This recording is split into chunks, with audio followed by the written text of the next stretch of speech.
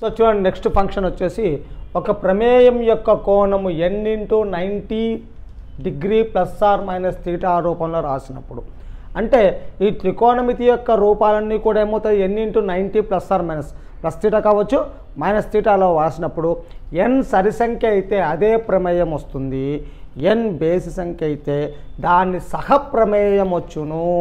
సహప్రమేయం అంటే ఏం చెప్పాము, ఒకే ప్రదేశం మీద నిర్వచించిన త్రికోణమితియ నిష్పత్తులు అనమాట. ఒకే ప్రదేశం మీద నిర్వచించబడినటువంటి త్రికోణమితియ నిష్పత్తులను లేదా త్రికోణమిత ప్రమేయాలను ఏమంటారు, సహప్రమేయాలు అంటారు. ఈ సహప్రమేయాలు ఏమవుతాయండి, సైన్ తీటాకు సహప్రమేయం వచ్చేసి కాస్ తీటా అవుతుందండి. అట్లాగే కాస్ తీటాకు సహప్రమేయం సైన్ తీటా అవుతుంది. ఎందుకంటే సైన్ తీటా యొక్క రేంజ్, సైన్ తీటా వ్యాప్తి ఏమవుతుంది, 1 to -1 అవుతుంది. కాస్ తీటా యొక్క వ్యాప్తి కూడా 1 to -1 అవుతుంది. నెక్స్ట్ టాన్ తీటాకు సహప్రమేయం అవుతుంది, కాట్ తీటా అవుతుంది. దీని యొక్క వ్యాప్తులు ఏమవుతాయి అంటే +∞ to -∞ ఉంటాయి టాన్ తీటాకు, కాట్ తీటాకు. నెక్స్ట్ సీకెంట్ తీటాకు సహప్రమేయం ఏమవుతుందంటే కొసికెంట్ తీటా అవుతుంది, దీనికి ఇన్వర్స్ అవుతుంది. దాని ప్రమేయాలు కూడా 1 to -1 అవుతాయి. దీని యొక్క వ్యాప్తి కూడా ఏమవుతుందండి 1 to -1 అవుతుంది. కాబట్టి ఇవేమవుతాయి, సహప్రమేయాలు అవుతాయి.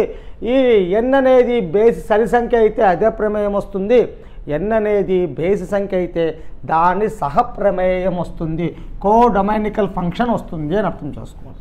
ఈ కోడొమైనికల్ ఫంక్షన్ వచ్చినప్పుడు దాని యొక్క గుర్తు అనేది ఈ తీటా అనేది ఏ పాదంలో అయితే ఉంటుందో ఆ పాదంలోనే ఉంటుంది. ఈ తీటా యొక్క పాదం అంటే ఒక తలమును మనం 4 భాగాలుగా విభజించినప్పుడు ఇందులో దీని ఏమంటారు, 1వ పాదము ఫస్ట్ క్వాడ్రేట్ అంటారు, దీని 2వ పాదం సెకండ్ క్వాడ్రేట్ అంటారు, దీని 3వ పాదం థర్డ్ క్వాడ్రేట్ అంటారు, దీని 4వ పాదం ఫోర్త్ క్వాడ్రేట్ అంటారు. మీరు గమనించండి, ఈ భాగం అంతా 90 డిగ్రీల లోపలనే ఉంటుంది, అంటే 90 డిగ్రీలుగా అవుతుంది. కాబట్టి ఈ భాగం ఏమవుతుంది, 90 - θ అవుతుంది. ఈ భాగం వచ్చేసరికి ఇదేమవుతుంది, 90 దాటుతుంది, 180 లోపల ఉంటుంది. కాబట్టి ఈ భాగం ఏమవుతుందండి 90 + θ అవుతుంది, 90 + θ అవుతుంది. ఇక్కడ మీరు భాగం గమనించండి, ఈ భాగం వచ్చేసరికి ఈ 90 ఇక్కడ కూడా ఎంత ఉంటుంది, 90 ఉంటుంది. అప్పుడు 270 డిగ్రీలు ఉంటుంది. కాబట్టి ఇక్కడ ఏమవుతుంది 270 - θ రాస్తారు, లేదంటే 180 + θ రాయొచ్చు. ఇక్కడ 90 + θ ఉంది, ఇక్కడ కూడా ఏం రాసుకోవచ్చండి 180 - θ కూడా రాయొచ్చు. 90 + θ అయినా 180 - θ అయినా ఒకటే అవుతుంది. నెక్స్ట్ ఈ లోపలికి వచ్చేసరికి ఇదేమవుతుంది 360 డిగ్రీలు, అంటే మరి 90 అవుతుంది. కాబట్టి ఇక్కడ ఏమవుతుంది 270 + θ అయినా ఒకటే, 360 - θ అయినా ఒకటే. మళ్ళీ ఇక్కడ నుంచి వచ్చినట్టు కోణం ఇలా లోపలికి వెళ్ళిపోతే అప్పుడేమవుతుంది నీకు -θ రావడానికి అవకాశము ఉంటుంది. కాబట్టి ఈ విధంగా తీసుకోవాలంటే 90 - θ అనేది ఎన్నో పాదం అవుతుంది, 1వ పాదం అవుతుంది. 180 - θ అనేది ఎన్నో పాదం అవుతుంది, 2వ పాదం అవుతుంది. 270 - θ అనేది 3వ పాదం అవుతుంది. 360 - θ అనేది ఏమవుతుంది 4వ పాదం అవుతుంది. ఇది తిరిగి మళ్ళీ ఏమొస్తుంది 1వ పాదానికి వస్తుంది. అయితే ఈ 1వ పాదానికి వస్తుంటే తిరిగి రివర్స్ పోయినట్టు లెక్క, ప్రమేయము లేదంటే దీని ఏమంటారంటే అపసవ్య దిశలో తిరుగుతుంది. ఎన్నికి అంటే ఇలా ఎన్నికి వస్తుంది అని అర్థం చేసుకోండి. ఈ క్వాడ్రేట్గా మనం విభజించినప్పుడు ఈ క్వాడ్రేట్లో ఏ పాదాలలో ఏవి ప్లస్ ఉంటాయి, ఏ పదాల్లో ఏవి మైనస్ ఉన్నదానికి ఆల్ యూనివర్సల్ కోడ్ ఒకటి ఉందండి, ఆల్ సిల్వర్ టీ కప్స్. ఇది యూనివర్సల్ కోడ్, మనం చిన్నప్పటి నుంచి వాడే కోడ్ ఇది ఒకటే ఉంటుంది. ఇంకా మిగతా వాళ్ళు కూడా ఏదైనా పెట్టుకోవచ్చు. All silver tea cups. All అంటే అన్ని త్రికోణమిత ప్రమేయాలన్నీ ప్లస్లు, all trigonometrical functions are plus value in first quadrant. Silver అంటే ఎస్ ఉంటుంది కాబట్టి సైన్తో పాటు కొసికెంట్ మాత్రమే పాజిటివ్ ఉంటుంది. రిమైనింగ్ వాల్యూస్ ఏమవుతాయండి కాజు, సీకెంటు, టాను, కాటు ఇవన్నీ కూడా ఏమవుతాయి మైనస్లు అవుతాయి. నెక్స్ట్ టీ కప్స్, టీ కదా కాబట్టి ట్యాన్ యొక్క సహప్రమేయం అవుతుంది కాట్. ఇవి రెండు మాత్రమే పాజిటివ్ వాల్యూస్ కలిగి ఉంటాయి. మిగిలినవన్నీ సైను, కాజు, సీకెంటు, కొసికెంట్ ఇవన్నీ కూడా ఏమవుతాయి మైనస్ వాల్యూను కలిగి ఉంటాయి. ఇది ఎన్నో క్వాడ్రేటు థర్డ్ క్వాడ్రేట్ అంటే మూడవ పాదంలో, ఇది రెండవ పాదం. నాలుగవ పాదం వచ్చేసరికి సి అంటే కాజ్ కాబట్టి కాజు సీకెంట్లు మాత్రం ప్లస్ అవుతాయి. రిమైనింగ్ అంతా అంటే సైను కొసికెంటు ట్యాను కాటులు ఇవన్నీ ఏమవుతాయి మైనస్లు అవుతాయి. సో ఈ విధంగా గుర్తుపెట్టుకుంటే మనము ఇటువంటివి ఏమైనా చేయడానికి అవకాశం ఉంటుందండి. కాబట్టి ఫస్ట్ కోఆర్డినేట్ వచ్చేసి ఆల్ పాజిటివ్ వాల్యూ అంటే ఫస్ట్ కోఆర్డినేట్ అంటే ఏమి 90 మైనస్ తీటా అనమాట. 90 మైనస్ తీటా వేసినప్పుడు అదేమవుతాయి అన్నీ కూడా పాజిటివ్ వాల్యూస్ వస్తాయి.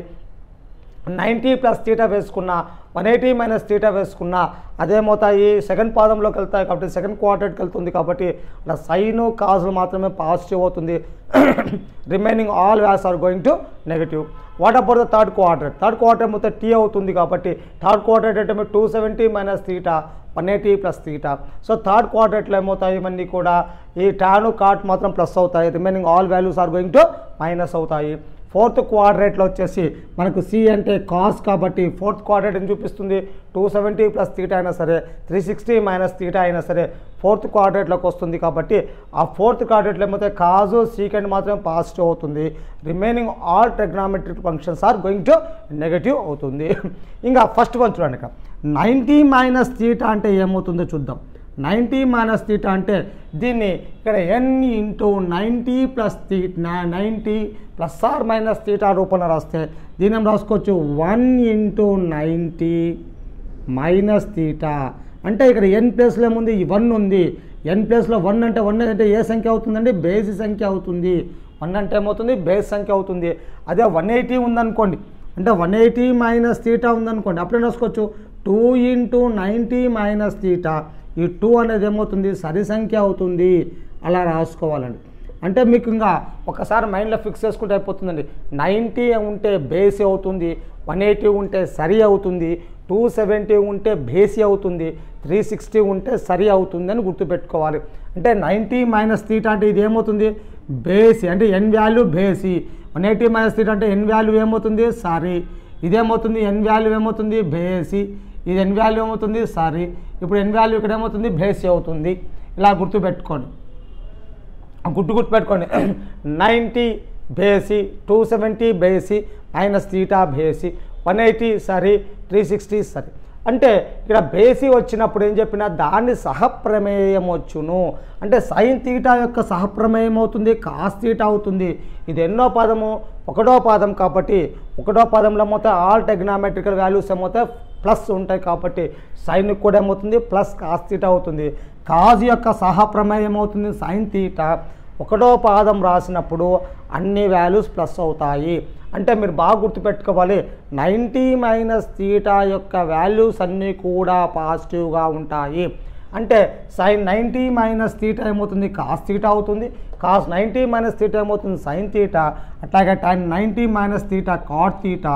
సీకెంట్ 90 మైనస్ తీటా వచ్చేసి కొసికెంట్ వచ్చేసి సీకెంట్ తీటా. సీకెంట్కి వచ్చేసి కొసికెంట్ తీటా. కాటుకు వచ్చేసి టాన్ తీటా. అంటే ఈ n అనేది బేసి సంఖ్య అయితే దాని సహప్రమేయం వచ్చును ఒకటవ క్వాడ్రేట్లో ఉంది కాబట్టి అన్ని వాల్యూస్ అవుతాయి బేస్ సేమ్ అన్ని గుర్తులు ప్లస్లు అవుతాయి. 180 మైనస్ తీటా 180 మైనస్ తీటా ఎన్ని ఏమవుతుంది సరి సంఖ్య అవుతుంది కాబట్టి ఆ సరి సంఖ్య అయితే అదే ప్రమేయం వచ్చును. కానీ గుర్తనున్నది అది ఏ క్వాడ్రేట్లో ఉందో దాని ప్రకారం పోతుంది. 180 మైనస్ తీటా 180 మైనస్ తీటా అంటే ఎన్నో కోఆర్డినేట్ రెండవ కోఆర్డినేట్ అంటే రెండవ పాదంలో ఏ ప్లస్ ఉంటాయి sign value plus cosecant value plus remaining values అన్నీ మైనస్ కాబట్టి సైన్ తీటాకు సైన్ తీటానే వస్తుందండి. కొసికెంట్ తీటా ఎక్కడ ఉందో కొసికెంట్ తీటా వస్తుంది. రిమైనింగ్ వాల్యూస్ ఏమవుతాయి మైనస్లు అవుతాయి. అంటే మైనస్ కాస్ తీటా అవుతుంది, మైనస్ టాన్ తీటా అవుతుంది, మైనస్ సీకెంట్ తీటా అవుతుంది, మైనస్ కాట్ తీటా అవుతుంది. ఈ చిన్న గుడ్డు గుర్తు పెడితే 90 మైనస్ తీటాలు మనకు అయిపోతాయి. 270 మైనస్ తీటా అంటే ఎన్ వాల్యూ ఏమవుతుంది బేసి సంఖ్య అవుతుంది కాబట్టి ఈ బేస్ ఉన్నప్పుడు ఏం చెప్పినా దాని సహప్రమేయం వచ్చును. ఇది మూడవ పాదంలో ఉంది కాబట్టి మూడవ పాదంలో ఏమవుతాయి టాన్ క్యాట్లు మాత్రమే ప్లస్ అవుతాయి, రిమైనింగ్ వాల్యూస్ అన్నీ మైనస్ అవుతాయి. కాబట్టి ఈ 270 తీటాకు ట్యాన్ కాటులు మాత్రమే ప్లస్గా ఉంటాయి, రిమైనింగ్ వాల్యూస్ మైనస్ అవుతాయి. దాని సహప్రమేయం సైన్ యొక్క సహప్రమేయం కాజ్ కాబట్టి మైనస్ కాస్ తీటా వస్తుంది. కాస్ తీటా యొక్క సహప్రమేయం సైన్ కాబట్టి minus tan theta sine theta. Tan యొక్క సహప్రమేయం కాట్ తీటా, కానీ ఇది ఎన్నో పాదంలో ఉంది, మూడో పాదంలో ఉంది కాబట్టి టాన్ కాటులు ఏమవుతాయి, పాజిటివ్లు కలిగి ఉంటాయి అని గుర్తు రావాలి. కొసికెంట్ యొక్క సహప్రమేయం అవుతుంది secant minus secant theta. Secant theta యొక్క సహప్రమేయం minus cosecant theta. Next cot theta యొక్క సహప్రమేయం టాన్ తీటా. టాన్ ఏమవుతుంది, పాజిటివ్ కలిగి ఉంటుంది. ఎందుకు 270 తీటాలో మూడో పాదం కాబట్టి. నాలుగో పదం చూద్దాం. నాలుగో పదం అంటే 360 మైనస్ తీటా. ఎన్ అనేది ఏమవుతుంది, సరి సంఖ్య అవుతుంది. ఇక 270 ప్లస్ తీటా కూడా అదే వస్తుంది. సో ఇక్కడ ఏమవుతుంది, సరి ప్రమేయం కాబట్టి ఏం చెప్పినా అదే ప్రమేయం వచ్చును. అయితే నాలుగో క్వాడ్రేట్లో కాజు సీకెంట్ మాత్రమే పాజిటివ్ వాల్యూ కలిగి ఉంటాయి. రిమైనింగ్ వాల్యూస్ అన్నీ కూడా ఏమవుతాయి, మైనస్ కలిగి ఉంటాయి. సో ఇక్కడ చూడండి, సైన్ తీటాకి వాల్యూ ఏమవుతుంది, కాస్ తీటా అవుతుంది. ఈ కాస్ తీటా మాత్రం ఏమవుతుంది, ప్లస్ కలిగి 360 మైనస్ తీటా కదా. సైన్ తీటాకి ఏమవుతుంది, సైన్ తీటానే వస్తుంది. సేమ్ ప్రమేయం సైన్ తీటా కాబట్టి ఇది నాలుగో పాదం కాబట్టి దీనికి ఏమవుతుంది, మైనస్ గుర్తు ఉంటుంది. కాస్ తీటాకి ఇంకొస్తుంది, కాస్ తీటానే వస్తుంది. ఈ నాలుగో పదంలో కాస్ అనేది పాజిటివ్ వాల్యూ కలిగి ఉంటుంది కాబట్టి దీనికి ప్లస్ వాల్యూ వస్తుంది. ట్యాన్కి వచ్చేసి ఏమవుతుంది, ట్యాన్ తీటా వస్తుంది, కానీ ఇది నాలుగో పాదం కాబట్టి మైనస్ ట్యాన్ తీటా వస్తుంది. కొసికెంట్ తీటానే వస్తుంది, నాలుగో పదం కాబట్టి మైనస్ కొసికెంట్ అవుతుంది. సీకెంట్ మాత్రము ఇది నాలుగో పాదంలో ఉంది కాబట్టి కాజు సీకెంట్లు రెండు కూడా ఏమవుతాయి, పాజిటివ్ వాల్యూస్ ఉంటాయి కాబట్టి పాజిటివ్ అవుతుంది. కాటుకి ఏమవుతుందంటే ఆల్రెడీ కాట్ తీటా అవుతుంది, కానీ నాలుగో పదం కాబట్టి ఏమవుతుంది, మైనస్. అంటే బాగా గమనించండి, కాటు యొక్క విలువ మైనస్ కావాలంటే అది రెండో పాదం అన్నా ఉండాలి, నాలుగో పదం అన్నా ఉండాలి, అట్లా గుర్తుపెట్టుకోవాలి. Next sine of minus theta. Minus theta అంటే అది 360 మైనస్ తీటా మాదిరిగానే వస్తుంది. అది రివర్స్ ప్రమేయం అవుతుంది కాబట్టి దీనికి ఏమవుతుంది, సేమ్ టు సేమ్ దిగిపోతుంది. అంటే 360 మైనస్ తీటా ఎట్లా ఉందో మైనస్ తీటా కూడా అదే విధంగా వస్తుంది. ఎందుకంటే ఇది ఎన్నిక్కి వచ్చే ప్రమేయం కాబట్టి మైనస్ తీటా ఏమవుతుంది, minus sine theta cos theta minus tan theta minus cosecant theta secant theta minus cot theta వస్తుంది. అంటే మీరు బాగా గుర్తుపెట్టుకోవాల్సిన విషయం ఏమిటంటే 360 మైనస్ తీటాకి ఏ విధంగా అయితే ఉంటాయో కోణ విలువలు మైనస్ తీటా కూడా అదే విధంగా ఉంటాయి. దీని యొక్క మార్పు అనేది ఆ చిన్న గుర్తు పెట్టుకుంటే మీకు సరిపోతుంది.